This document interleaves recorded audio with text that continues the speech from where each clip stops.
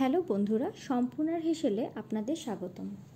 আমি আজকে আপনাদের তৈরি করে দেখাবো উত্তরবঙ্গের মানুষের খুবই পছন্দের একটি রেসিপি, দেশি লাল আলু বাটা। দেশি লাল আলু বাটা তৈরি করার জন্য আমি প্রথমে দেশি ছোট লাল আলু ভালোভাবে পরিষ্কার করে ধুয়ে নিয়েছি। জল দিয়ে প্রথমে আলুগুলো সেদ্ধ করে নেব। আলু সেদ্ধ হয়ে গেছে, চুলায় কড়াই বসিয়ে এর মধ্যে দিয়ে দেব কুচি করে রাখা পেঁয়াজ আর রসুন।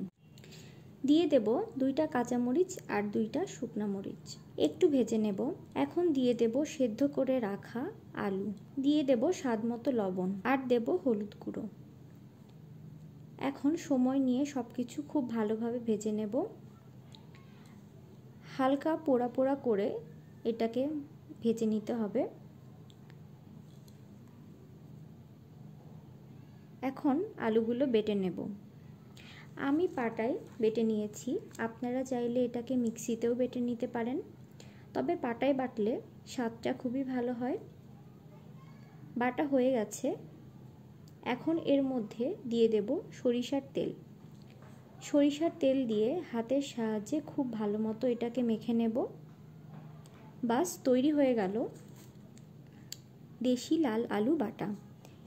এই রেসিপিটি যদি আপনাদের ভালো লেগে থাকে তাহলে একটি লাইক দেবেন এবং চ্যানেলটি সাবস্ক্রাইব করার অনুরোধ রইল।